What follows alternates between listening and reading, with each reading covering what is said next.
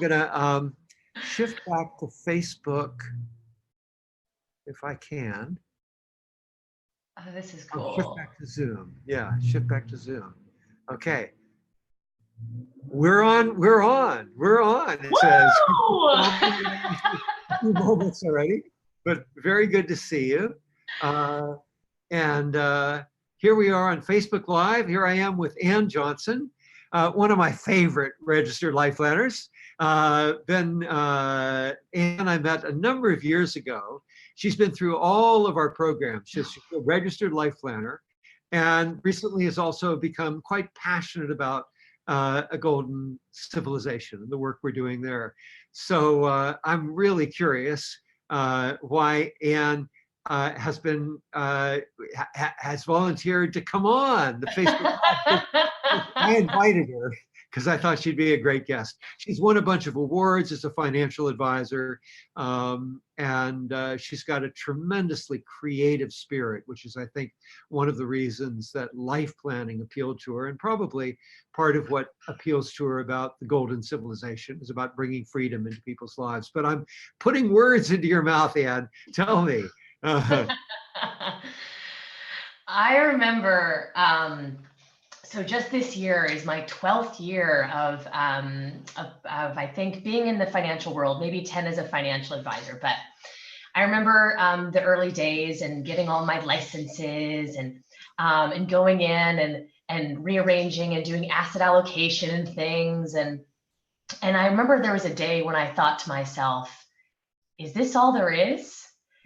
And I seriously contemplated getting out of the business because I wasn't able to understand how to really distill meaning and figure how I can make a real and profound impact in people's lives. And then I came upon, I think, your first book, The 7 Stages of Money Maturity, and I literally hugged it. And I was like, oh my God, like here's someone who has brought a great deal of meaning and feeling and creativity, and just the very idea that we can use, that the purpose of delivering advice is to deliver people into lives of freedom, was incredible. And I changed the way I practiced completely. And I've been doing the life planning methodology for the last, maybe ever since I met you, 7-8 years, something like that. And I just redid my 3 questions this last week. And every time I do them, George, something new and magical happens. Wow. So I'm excited because this very conversation we're having, because the golden civilization to me is the next incredible phase of this, where we're coming up with an image of a life that's so potent and so powerful and so meaningful to us that it becomes like an engine that drives us forward to make changes that can be really difficult to make. And I just admire you and appreciate you for being a bold, wise leader. And thank you for your integrity and how you've shown me possibilities in my own life. Mm-hmm.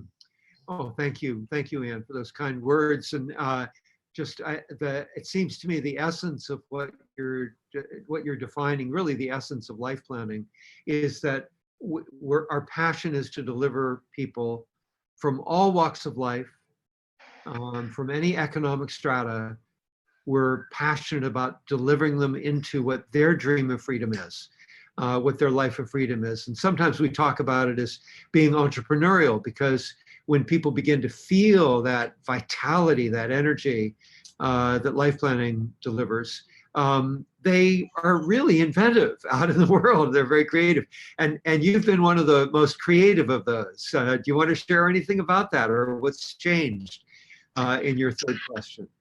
Oh, well, in terms of entrepreneurial spirit, I mean, I think I've gotten a little bit sillier. And launching creative projects out into the world, because I think that's when I'm at my best. I'm being playful and fun. And I mean, most recently, George, I've launched this Freebird challenge where I'm egging people on to pursue their own creative projects in life. And whether it's creativity or whether it's something else. But as you said, George, it's whoever it is, wherever they are in the world and on the economic spectrum, it's being a partner to them and listening to them well enough so that they can, we can imagine a dream of freedom and then create an architecture to give it, to lead them there and help them find the tools to get that. So that's what's really exciting to me, and launching more silly creative projects into the world, of course. You want to tell us a little bit more about the this Oh, the creative challenge? project? Yeah, yeah. Sure. Okay. Well, I don't want to. Okay, so the Freebird Challenge. So I'm from Georgia originally. So the song Freebird by Leonard Skinner has always been a fun one for me. But the idea is that it's finding a time. A lot of us have work lives that take up a lot of our time, and then we have our families, and the time for creativity doesn't seem to be something that it seems to get something that gets sacrificed. And so the idea of the Freebird Challenge is to create, it's a Facebook group, it's a community where we cheer each other on as we practice carving out daily time for creativity. And we practice the art of being imperfect while we're doing it. So not waiting until we have something completely done to share into the world.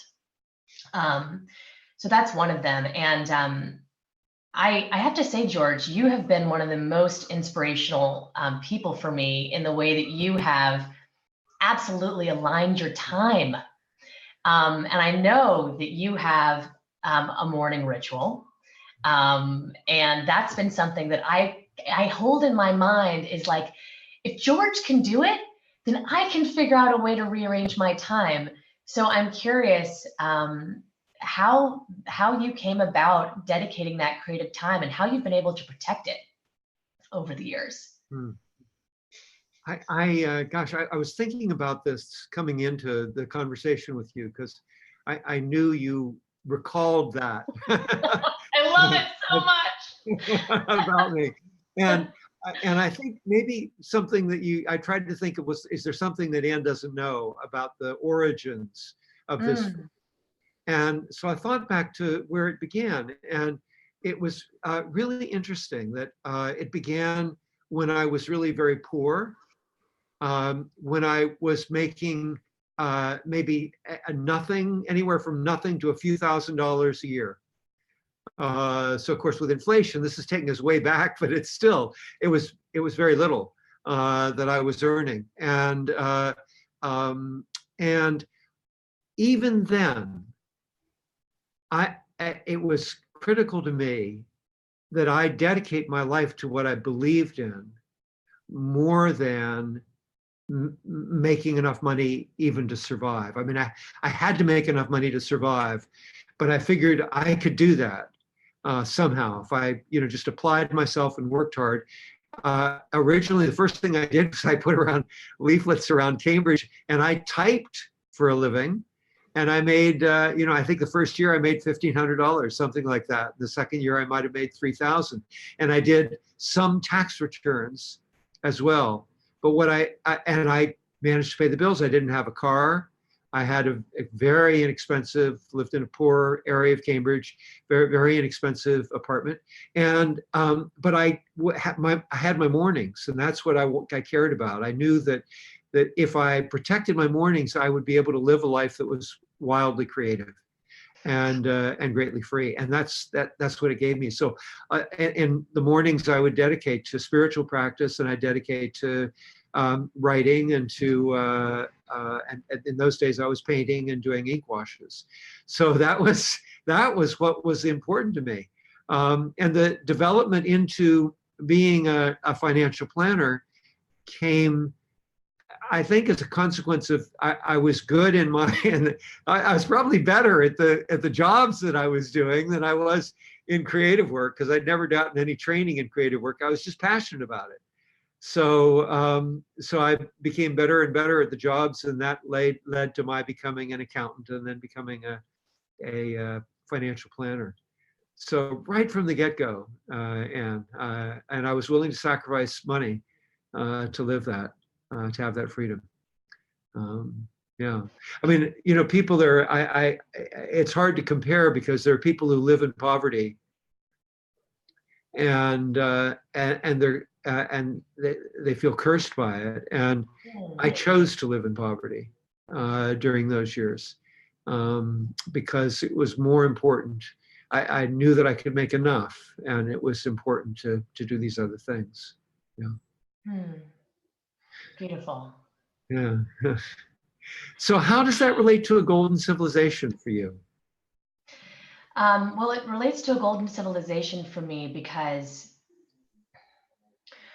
one of the lines that I picked out that I loved in the golden civilization was financial advice, as I understand it, teach it and practice it, is explicitly designed to deliver individual dreams of freedom and entrepreneurial spirit into the world.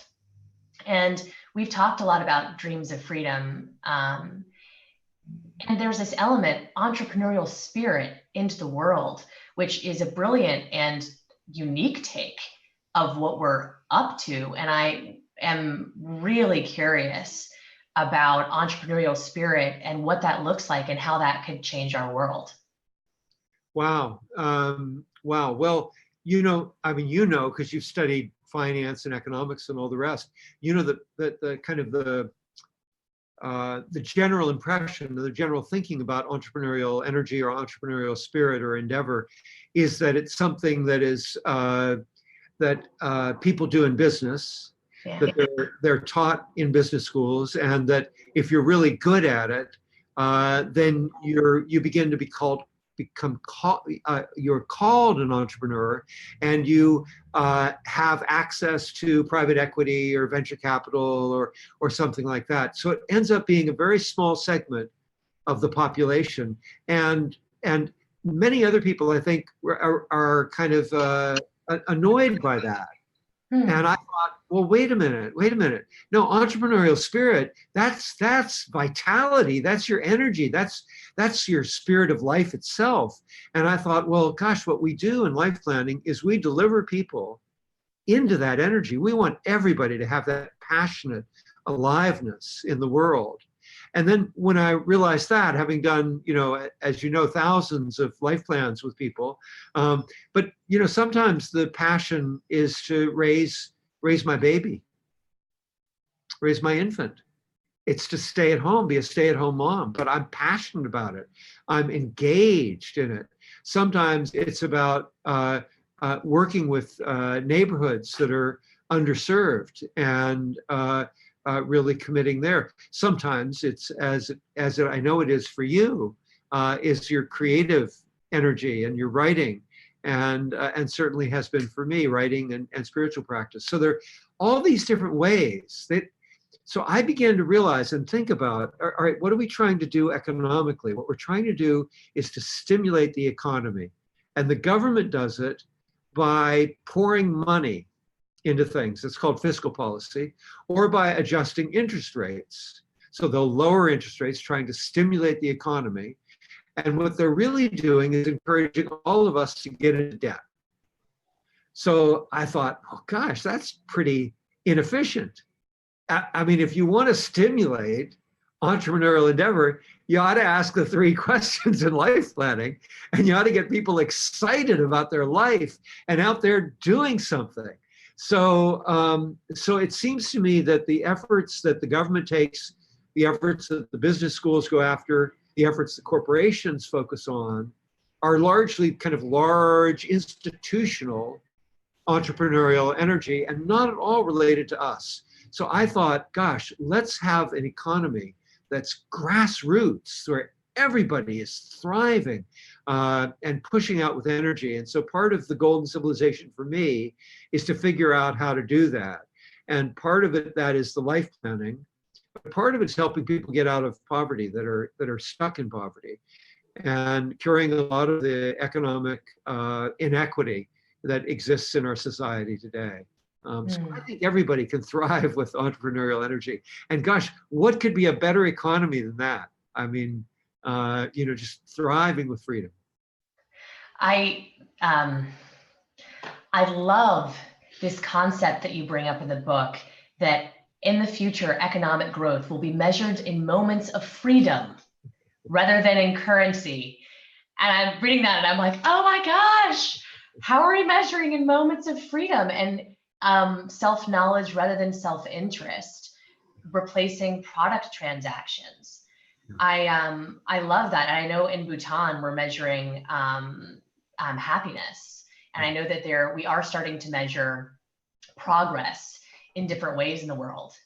Moments of freedom, that makes me like, I have this image in my mind when I hear that of all these little torches just like firing off, and it's like a blaze that goes through our world. And I wonder, in terms of measuring moments of freedom, how can we start to brainstorm, like, how do we actually measure that? Well, there's, I mean, but you've mentioned Bhutan. Bhutan's a good example, and Yeah. they're calling it all happiness. But I think when you really get down to what they're thinking about as happiness, I would define it, and I think working with what we call the torch in life planning, that we would define it as freedom. That and there's a wonderful study, and I don't know, you've probably heard me talk about it, but it's the study that Daniel Gilbert, the professor at Harvard who has the most popular course there, and it's on happiness, of course. But he and Matthew Killingsworth designed an iPhone app, and they gave it to people, thousands of people all over the world, I think in 86 countries, something like that. And what the app did was it would ping you multiple times randomly throughout your day, and what you were asked then, as soon, you'd pull your iPhone out and you'd look at it and it asked you, question number one, are you happy or not? And you go, yes or no. And then the question number two, are you focused on what you're doing? Are you present or not? And again, yes or no. And then the third question was, well, what are you doing? And you would think that someone coming home after working a 10-hour day and still having to make dinner and clean the dishes and take the garbage out, that they would feel, not so happy. And someone lying on the beach in Maui or Malibu, as the case may be, would feel wonderful, you'd think. But it turns out that there's very little correlation there. That the correlation is not what you would do and what you are doing and happiness. It's, are you present or not? And so what they were actually looking at was the nature of happiness, the nature of what I would call freedom, because people in those moments feel free. And if you can focus on those moments of freedom, and now we know we can study them in mindfulness scientific studies that are happening again all over the world right now, we can deliver those moments as well. And shouldn't that be, I mean, isn't that what democracy is supposed to be about? It's supposed to deliver us freedom, and what a wonderful thing. We're starting to study it in science. Bhutan is leading the way in terms of happiness. Far more appropriate to study freedom than to measure dollars. And if you think about it, if you're just measuring dollars, then one person could accumulate all the freedom in the world. All the freedom. Yeah. So what's that? That's not freedom. Then the world is really suffering as a consequence.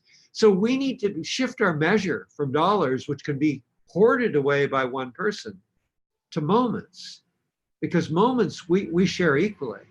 And the question is, are we happy in those moments? Are we alive and fresh and vital in those moments? Or are we struggling? And if we're really delivering happiness on all cylinders throughout civilization, what an incredible thing that would be.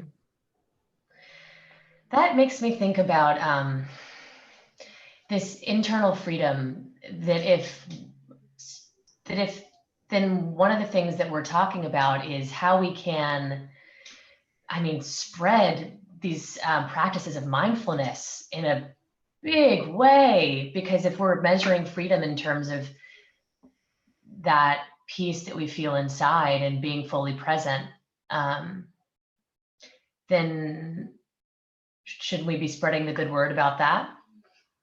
Yeah, for sure. One of the things that Killingsworth and Gilbert's study, for me, it really said, okay, if we're if we are present in the moment, and that means we're happy, then what are the systems, what are the ways that we can all learn to be more present, more awake in moments?